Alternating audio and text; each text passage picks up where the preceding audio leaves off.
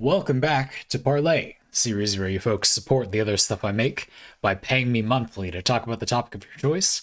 And this month, Lord Rusty has chosen the School of the Chromatic Elements. This is a homebrew class for Dungeons & Dragons, and it's for the wizard.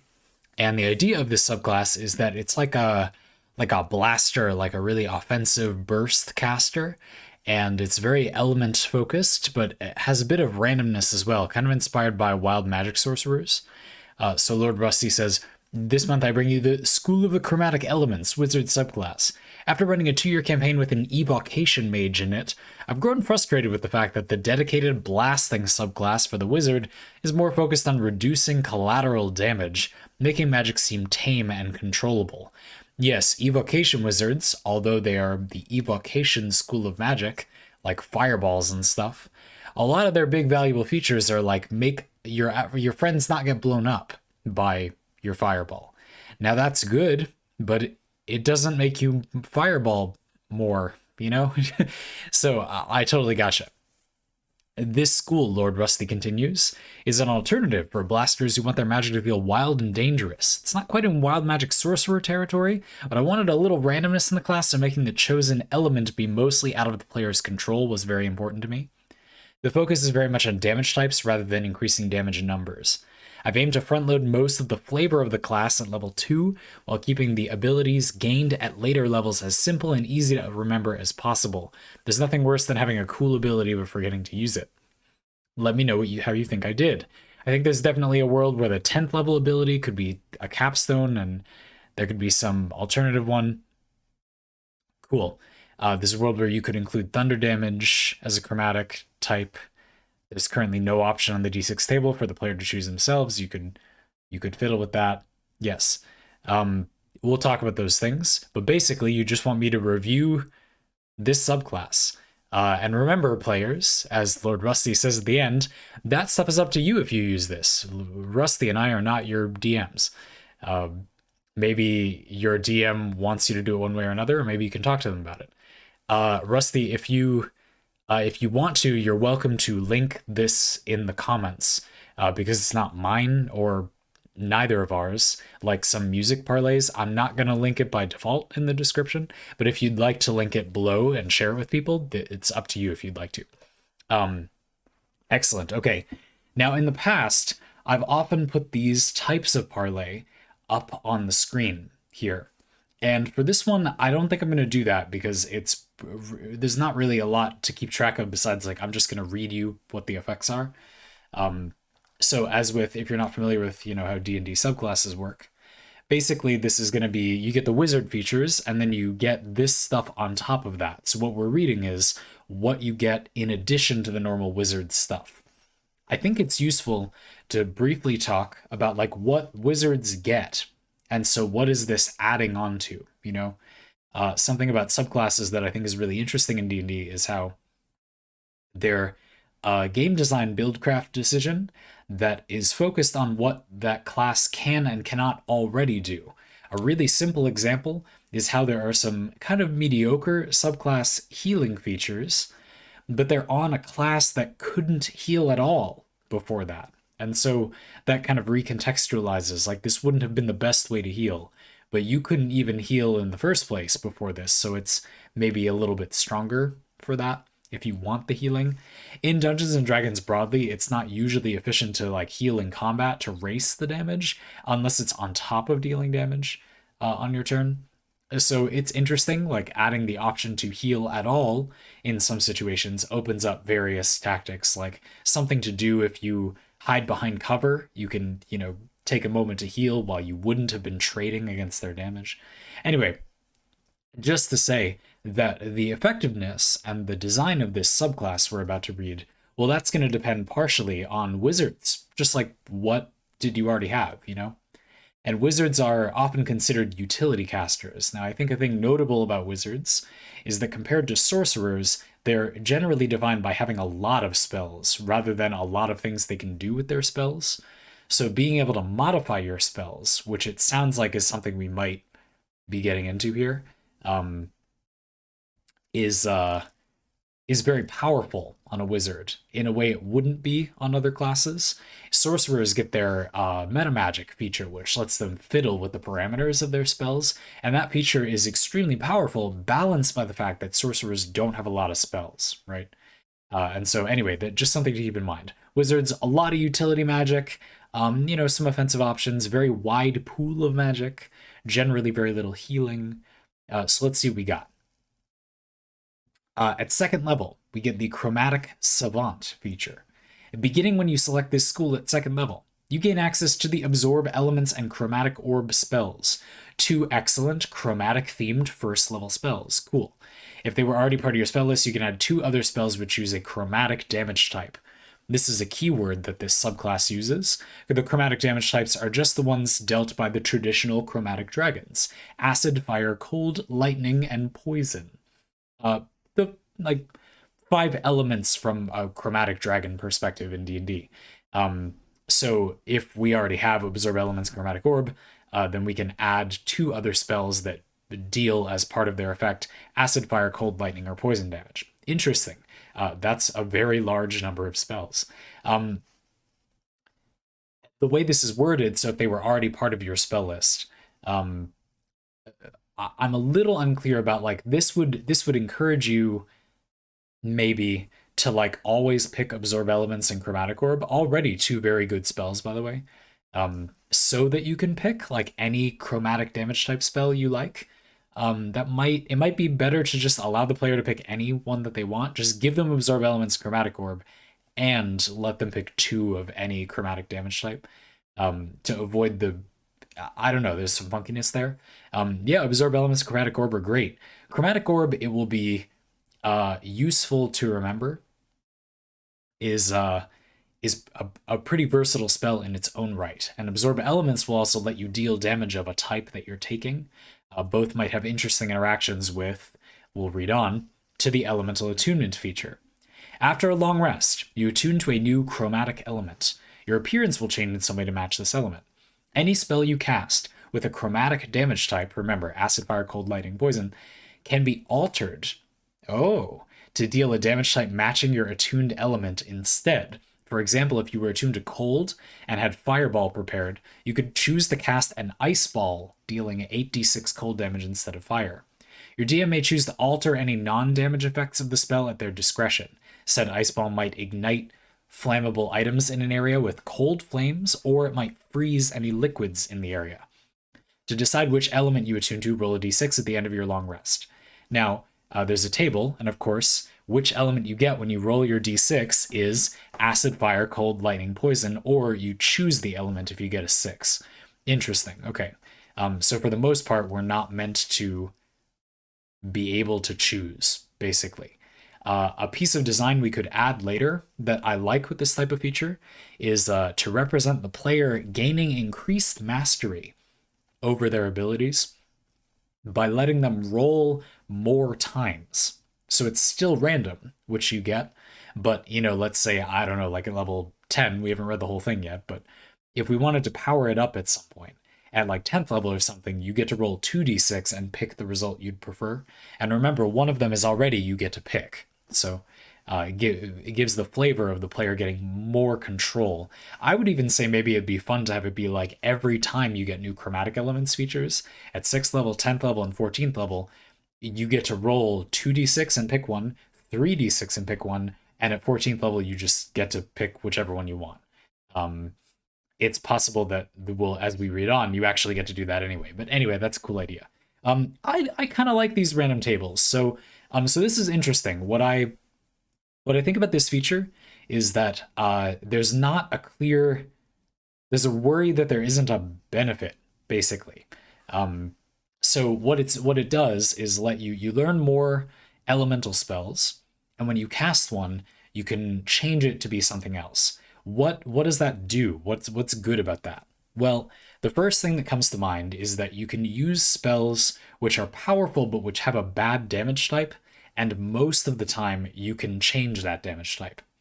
The obvious example is poison, but it's also quite true for fire as well. There's a good amount of creatures that have poison and fire resistance, but there's a lot of good, high damaging poison and fire spells. with this feature, you would be very unlikely to be trapped with that element. So if you fireball a group of enemies and they're resistant to fire, like they're demons or something, I don't know, you'd be very likely to be able to change that element to something else. You have a 5 out of 6 chance, if you will, if you know that you're going to want to use fireball. Even if you don't know, you still have a pretty high chance to avoid enemy resistance, which is interesting. It seems to me like that would encourage, like, how do you optimize this subclass? I think you pick a lot of spells of the same type. There's a lot of good fire spells, for example. So maybe you focus on fire spells, not entirely, but a bit more than usual. And also on spells which do variable damage types, like Chromatic Orb is an excellent spell for this school. It should definitely have that. That's great. Maybe also things like Dragon's Breath. Now, Dragon's Breath, appropriately, lets you choose whether you want to breathe acid, fire, cold, lightning, or poison. You can also have a familiar breathe it, which is a really good way to use that. That seems like a very good spell. Any spell that could do multiple chromatic damage types, and which, especially if you can pick within reason, if you could get the spell Chaos Bolt, that would also likely be, it would be useful. I don't know if Chromatic Orb might just be better, but anyway, that seems cool. So it does make it very unlikely that enemies will be able to resist your spells, because you get a lot of unilateral ability to change what type of damage they do to at least a few different things, unless the enemy has an absurd number of damage resistances. However, I think this is a very weak feature overall. Most of the time, it doesn't do anything. It's just extremely cool, like very, very cool. I really think it'd be good if if the feature did something to the spells to make them do more damage. Maybe a better approach would be to take some inspiration from the Elemental Adept feat, which may be relevant to the subclass later. We'll have to see. But let's read the rest of it. That's the main feature. I do not think that is powerful. I would say at second level, this is perhaps the weakest subclass in all of D&D. I just don't think it does anything. You get a few extra spells, which most of them do. It's an extremely cool idea, I think. I like the randomness, the way you included it. It feels like the damage type itself is somewhat random, but you can rely on some benefit, avoiding the resistance. And so I think as long as we add some kind of damage benefit, that's fine. Don't get me wrong, it being unpowerful is not a problem as long as the idea is cool. You can always just add some trivial way it does damage. There are many, almost most subclasses that just give you kind of a throwaway, yeah, shut up, there's more damage, but here's the cool part. Like, that's a pretty common template for subclasses. So don't get me wrong, I don't think that's like a problem necessarily. But I do think we need to add some benefit. It doesn't really, yeah. Anyway, you have a little box at the bottom for flavor. It said your appearance will change in some way to match this element you attune to. That's really cool. You wrote a little box, like in the official D&D books, that describes like maybe some role-playing prompts. When considering how your appearance will change, the simplest version might be that your eyes change color. Red for fire, blue for lightning, whatever. But the physical changes can be anything the player chooses. For example, a tiefling chromatic wizard might find their horns change color, depending on their attunement. A kobold might find their scales change color to match. You may want to add a personality change to your character depending on the attuned element. They might become, very sarcastic when attuned to acid, or very logical when attuned to cold. Interesting. Okay. I would add the line they usually add in these things, like these changes confer no gameplay benefit, no statistical benefit. I think something interesting about this type of feature, though, is that it can be deceptively powerful socially. So there actually is some power tied up in that. The ability to do something like change your eyes, or like to change some hard-coded feature of your appearance, can do a lot to make people convinced you are not the same person if you add a few other touches. Let's say that your skin changes in texture, or maybe even color, as the different chromatic effects happen to you. and we consider this to be something that isn't purely like an additional magical effect. It's not like a minor illusion. So if you got hit by Dispel Magic, I think this wouldn't go away because it's more like your body attuning to the thing. This kind of depends on how your world homebrews the mechanics of magic. In my world, this would not be a dispellable effect. This is something that the way that your body is connected to. In my world, it's called the ley. The way that you're connected to that has changed. That's what this would be, for me anyway. And that means it's not dispellable. It would appear not to be magical to onlookers. It's just something innate about you that changed. A very sorcerer-like ability, I will briefly say. This is the kind of thing that generally happens to sorcerers. A lot of this reminds me, and I guess is intentional, right, of like the sorcerer's draconic bloodline. This is basically draconic bloodline, but for wizards, and it's more chaotic. I don't think that's bad. Like, that's cool. That sounds rad.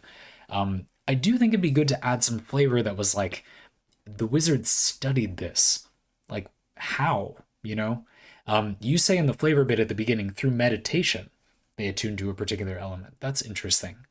Anyway, something to think about. Let's read the rest of the features. As you said, you know, the core of the subclass, we understand how it works now. Basically, the benefit here is you get, it's not about being like one element of damage, and it's not necessarily about making enemies vulnerable to an element. It's about variable elemental damage. Interesting. Okay. 6th level, chromatic cantrips. At 6th level, any cantrip dealing a chromatic damage type, acid, fire, cold, lightning, or poison, can be cast with any of the 5 chromatic damage types, regardless of your attunement. Interesting. Again, something that on the surface would seem to only allow you to bypass resistances. However, this lets you control it always, which is suddenly very powerful. First of all, there are some, like poison, that you would almost always want to be a different damage type, like many common creatures that you're gonna poison spray or whatever. Is that a wizard cantrip? Anyway, are vulnerable, resistant to poison. And so it'd be really nice to have that like always be lightning. You just do a little taser hand. That's, nice. The big thing here, I mentioned Elemental Adept previously. I'm actually going to stop and read you the text of the Elemental Adept feat. I think it's called that. Elemental Adept, yes. Because I think it's very relevant to the power level of this type of subclass, relevant to a few others like Draconic Bloodline too. So here's what it does. When you gain this feat, choose one of the following damage types: acid, cold, fire, lightning, or thunder. So it doesn't let you pick poison. You wouldn't want to pick poison. Acid, cold, fire, or lightning. Spells you cast ignore resistance to damage of the chosen type. We're going to come back to that. In addition, when you roll damage for a spell you cast that deals damage of that type, you can treat any 1 on a damage die as a 2.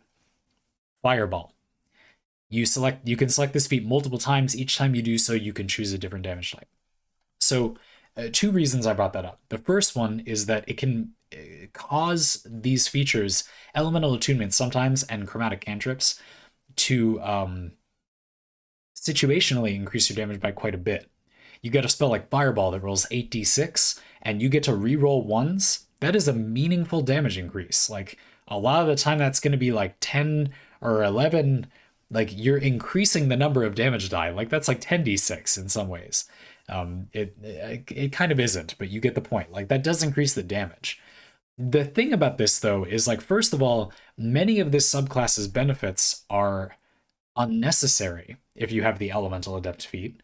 And this is also kind of better. It's sort of meant to be like a power note. I wonder if we could make it so that this type of feat was good with this subclass rather than feeling like they overlapped. Something to come back to. Let's read more features. I just wanted to bring that up. Protective Attunement. At 6th level, your Elemental Attunement deepens, giving you damage resistance to your attuned damage type. This I don't love. It could get you really lucky, but it'd be really interesting if you had a way to take control of this. I'm beginning to think the player should be allowed a cost to choose the element. They get one at random, and they can pay spell slot, or they can do something to get to pick, basically. Because the damage resistance thing could be really interesting if you had control over it. It's very thematic, don't get me wrong. It makes sense, certainly. I just think it would very rarely be relevant, that's all. And it would feel bad when you got one that was good. You're in a dungeon.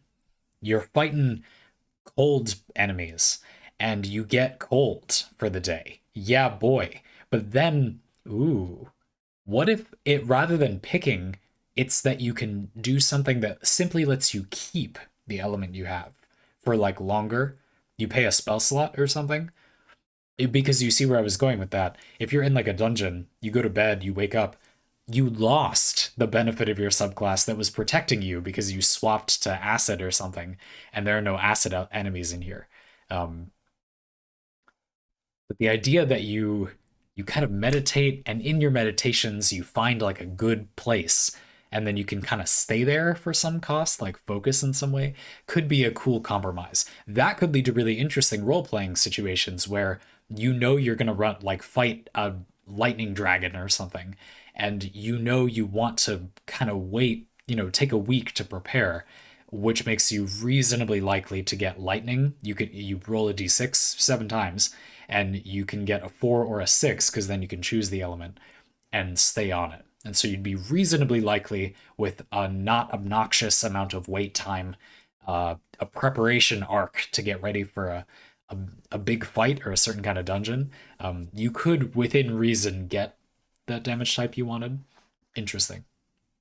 That's a possibility. That increases the subclass's power by a bit. Again, I'm just worried that a lot of these features are like amazing extremely rarely. Like it'd be like the whole campaign one time, it would be like really good, but still no better than just having the elemental adept feat, and you would have no control over when that was, which I don't think is that great. Flavor wise, love it. I want some control could really wake that up, but I understand why you want it to be kind of random too, so we'll keep thinking about it. 10th level, Chromatic Potency. Spells you cast, which already match your attunement, like Acid Arrow cast when you're attuned to acid, are able to overcome resistances. Creatures which would be resistant to them take the full damage. And Temporary Attunement. Once per short rest, you can use a bonus action to alter your attunement to any chromatic element until the start of your next turn. Yeah. So again, like you do have something in here that's like you can control it. Let's read the capstones. 14th level, Chromatic Mastery. Your ability to overcome resistances is perfected. Spells you cast, which already match your attunement, are able to overcome immunities. Creatures which would be immune to the damage type take half damage. Interesting. And I've said that a lot. I don't mean it to be negative. I'm sorry, sometimes I get into a habit like that. And finally, Attunement Mastery. You've reached the point where you're one with the elements, you're completely immune to your attuned damage type. So I hope I was able to adequately explain that what I think is, this is too spiky. This subclass is sometimes completely broken, but usually doesn't do anything, is the problem. And it's also random when that is. I don't think the randomness is good if there's no promise of value, which I really don't think there is. I have a couple ideas. The first one is, if you give the player a benefit for changing the element of a spell inherently, so in other words, your elemental attunement, you always do more damage with spells of the element you get, and you can change the element of other spells to this element, maybe a limited number of times per day, proficiency bonus times per day. You're encouraged to have a wide array of damage types, and to get spells which do variable damage types, and occasionally to use spells in novel damage types, rather than the situation we have where it's like kind of bad elemental adept. So I think that's a good change. Let I don't know how much more damage, just an additional damage die, and it can scale. Like you get 1d6, 1d8 at level 6, 1d10 at level 10, and 1d12 at 14th level whenever you cast a spell that deals damage of your attuned type. So you get fire today. Your fire spells do, a modest, not too high, not super low, additional hit of damage. I also like that it's a little bit better with more mundane spells. Like you're not always encouraged to have like a huge spell of your elemental type, and there are indeed not that many spells of the various elemental types. Like there aren't that many like big bongo fire spells. So it would be frustrating if you only got a significant damage increase if you use the very high level spell. Maybe a bit too strong if you do that to then let the player make their cantrips be any damage type. Here's an idea. For the chromatic savant part where you get absorb elements and chromatic orb, also allow the player to gain additional cantrips of chromatic damage types rather than letting them change the damage type using chromatic cantrips, or let them continually get more chromatic cantrips. So this wizard gets more cantrips than other wizards, and they're specifically different elemental cantrips, so they can kind of complete a collection. And not only can they occasionally change those elements, they also get more damage when using, the appropriate one. This could create a subclass that is definitely powerful, but is encouraged to do like different tactics. One day you get lightning, and so now suddenly you're using shocking grasp, and that's, a bit more dangerous, but it still provides a very big damage payoff. Poison spray, etc. And you'd be encouraged to collect those, use some lesser used cantrips, get some power out of them. The day that you get acid splash and you're attuned to acid, you do big bongo damage when there's like 2 enemies. Yeah, I don't know, that sounds kind of cool. So that appeals to me. That was kind of complicated, so let me explain as a summary. I'm suggesting you gain at some cadence that you could decide. Maybe just at 6th level, you get 2 more chromatic cantrips. Maybe you get them at 2nd level. Maybe you get 1 every so often. I don't know. But you get more chromatic cantrips. You do not gain the ability to change cantrips with chromatic damage types to any damage type, any chromatic damage type. And when you're attuned to an element, you do more damage when casting spells of that element, in addition to being able to change spells to that element every so often, which is maybe a higher level feature. I'm not sure. But that idea. Maybe you can use the uses of that feature that let you change spells to an element to change your attuned element to an element. And so now the cost is that, yeah, you can choose the element you want for like resistances, but that also doesn't let you convert as many fireballs to that element. You see what I'm saying? Although you might get too many uses of that at later levels. Like proficiency bonus might be kind of too many. Is there a way to limit it? I'm not sure about that part. Well, I guess if you have to convert cantrips too, that's kind of good. You're like level 9 and you can do it 4 times, including changing your attuned element once. Maybe that's okay. Maybe it takes 2 uses to change your attuned element. Or like 3 uses. Okay, that's the way you could do it, sure. I think if you do it proficiency bonus and you can both change your attunement and transform a spell using a use of this thing I'm making, and you get proficiency bonus uses, that's probably too many. You would always feel comfortable changing the attunement to whatever you wanted. There should be a big cost for doing that, but I do think it's worth letting the player do it. Maybe it takes some time too. Like they have to meditate for an hour. I like the idea that they have to meditate on this thing. Or again, maybe spending the resource simply lets you keep an attunement you got, like I was discussing before. That seems reasonable. Like you pay 2 uses of your ability to transmute spells. It's basically transmute metamagic. You could just give them transmute metamagic. Anyway, you use 2 uses of that to keep the attunement you had the previous day. And you not only have to pay 2 uses, you also have to get that attunement and commit at the beginning of the day. That's a reasonable cost. Maybe. Anyway, okay, cool. So you've got the damage increase that will scale with your level. You've got the ability to convert spells, but that's now limited. You've got a large variety of spells. You're now encouraged to both change spells to your attuned element and match your attuned element. So you want a wide variety of elemental spells, which is quite a different flavor from other subclasses. I don't know if you want that. You might want something that's closer to, again, like a draconic bloodline sorcerer, but with slightly more variable elements. I really just felt like as written, it was a very cool idea that did not benefit the player. That's all. So I hope that seems like a reasonable set of suggestions. That's what I would do. Um, I like the bypassing immunity to an element. I think that feels like a kind of unique ability that would so here's the thing about subclasses. This is a good way to end it. Um I think that subclasses should be storytelling notes, or it's good if they can be. They don't. It's not bad if you don't use them this way, but I think when designing them, it's beneficial for them to be to help tell a story. And the idea that over the course of the campaign, the player, may come to know some enemy that has some resistances, and there's a climactic moment where the player overcomes this greater fire demon by using fire damage, some epic like lightning bolt transmuted to fire, and you get this burning, like, not ray but bolt that flies out of your hand 100 feet across the battlefield. You fire scorching rays, like 6 rays come out of your hand, and the demon's like, oh, I'm immune to the fire. And then it burns right through them, and you see this like eldritch unlight creeping through their body, except they're not a warlock. But anyway, you flavor it some cool way. It's like unnaturally hot burning fire. And the demon is like, but how? And you're like, I meditated on your destruction for generations. And there's this whole moment.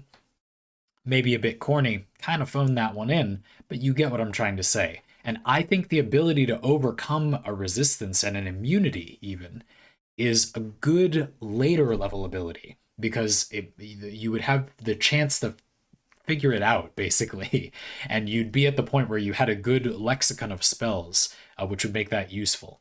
You have to match an attunement, so it does require planning. This is not just broken. We haven't eliminated immunities from the game. I do think the temporary attunement thing, the way you have it, where you can change your attunement on the spot, but only for a very short time, is interesting, but maybe makes that too powerful, because that means that you basically can just delete attunement. If you fight something that's resistant or immune to an element, and then you just get to bombard it with your strongest spell of that element, only once, like, I don't know, like, it's maybe dead, So I worry that creates a situation where, like, by the time you can't do it anymore, it doesn't even matter. Whereas this is a version where, like, if you plan, you just get that ability. And then the DM also has more leeway. The DM can plan the encounter knowing that if the chromatic elements wizard puts in the work, they're gonna be able to bypass the demon's immunity to fire or whatever. And then they know going into the encounter, like, my chromatic elements guy is ready to do that. So I better, plan around that, let there be some awesome result to bypassing the fire immunity. But there's also some way in which my demon doesn't just fold to that effect, that just seems really cool. That seems like a useful thing for a DM too, which I think is useful when you make a subclass. Yeah, I'm not sure how to distribute those perks. I think I would leave that part to you. But to summarize, the changes I would make would be, I like the idea that the niche of this subclass encourages the player to collect different elements. I think that having a touch more control, like rolling more d6s as they level up, and or being able to preserve an attunement that they arrive at by paying some cost, is good. I think making it that they can only change spells using a medium size resource, like proficiency bonus number of uses, means that they're encouraged to own spells of the attuned element, not just change everything to the attuned element. And then you can give a damage bonus to spells of the attuned element without it just always being better to fireball everything, that all seems good. I like that because it makes it very different from like other elemental based classes, basically. I also think it's interesting, the whole thing about, like, if you collect elemental cantrips, then depending on your attunement, your fighting style kind of changes, because you can't convert so many spells as to convert everything with my version. If you're lightning, your basic damage thing today is shocking grasp. Like, get in there, you know? I also think that letting them know before or while they're taking a long rest is very important. That's the last suggestion I'll make. Because sometimes they would want to prepare different spells based on what they got. That is tricky, actually. Do you want them to do that? Because then they'll just learn all the well, if they collect elemental spells, they should get a reward. I'm not sure. I think that they should probably know, because if they're going to be stuck with poison spray as their damage cantrip, it does good damage, but they have to be 5 feet away from an enemy. They may wish to prepare more defensive magic than they otherwise would have, right? They get fire and they're going to be using firebolt today. They can just stand back. They might choose to prepare different spells. Do you want to let them do that? I think you probably do. I think the cost of them collecting all these different damage spells is good. I think one of the tricks, if you do my thing where they get more cantrips, is be careful how many more cantrips. Like, you want them to have enough total, the additional ones and the default wizard ones, that they have to work to get a cantrip of every element. Like, they sacrifice utility cantrips to get that. You wouldn't want them to literally just get every elemental cantrip and then also still have like minor illusion and prestidigitation and mage hand. Like, they should give one of those up, or one or two maybe, if they really want the full flight. This also encourages the player some fun behavior. They can maybe skip one of the elements, but then on the day that they get that one, they got unlucky, you know. Um, which I think is kind of interesting. For some reason, I'm reminded of Hunter x Hunter has a character named Kite, um, and he has a. I'll just leave it at that. If you've seen Hunter x Hunter, Kite has an ability called Crazy Slots that I'm reminded of. That would be it'd be interesting here. And what I like about that ability, the way they flavor it, although we don't see anywhere near enough of it, I'm sure you'll agree if you've seen Hunter x Hunter. I wish we'd saw what are all the forms like. I wanted to see every single one. Um, and they're all useful for their own reason. They're all uniquely powerful, but very niche, which I think is good. The way to translate that to D&D to make them not uselessly niche is to make them just feel different to use. And again, I think luckily, naturally, the damaging chromatic cantrips are fairly different. You've got a couple that are like melee hand taser for a ton of damage. You've got a couple that are long range, ultra safe. You know, I'm talking about fire and cold. And then you've got a weird one, acid with acid splash. Very good when it's good, but yeah, a weird one. Some players will go balls deep and make a melee guy. And when they get fire, they're going to use green flame blade, which will do epic damage, but like they're playing a melee wizard with like not really that many defensive effects. That's interesting. Maybe they'll attune to some element that will protect them, but probably not that much in melee range. They do have absorb elements. Yeah, I don't know. This could make an interesting multi-class that way. You make like an elemental combatant that you've got green flame blade, you've got shocking grasp, you've got poison spray. What you know? Um, Maybe you can come up with even more. Is there a cold one that's touch? Anyway, there's a bunch of cone spells that are cold, cone of cold, but there are more. And then acid. I don't know, man. There's like, and you got a breath weapon and you got your familiar on your shoulder. You got a frog that just pukes up lightning on enemies. I don't know, man. Like, you could do a whole build with that. I rest my case. That's what I would change. Uh, I think this idea is really cool. Rusty, I would like to say that my bias as a game designer is that subclasses be like truly new design space for D&D.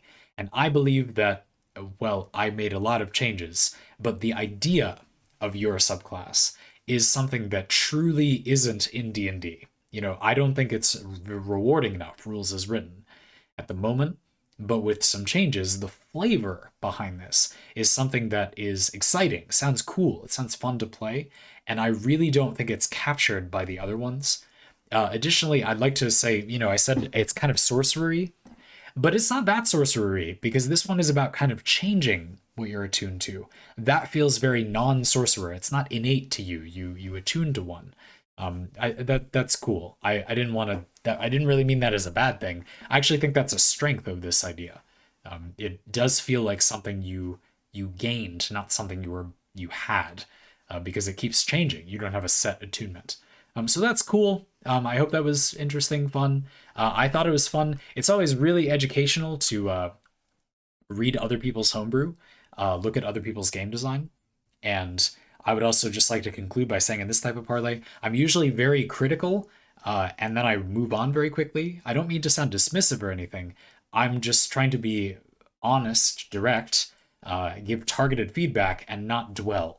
But you're not like an idiot for not doing these things or something. It's way easier to give constructive feedback when someone did the hard part. You made a draft, you made like, you came up with the thing. That's the hard part. So I just wanted to say that I don't mean to come across as overly critical. It's a really cool idea.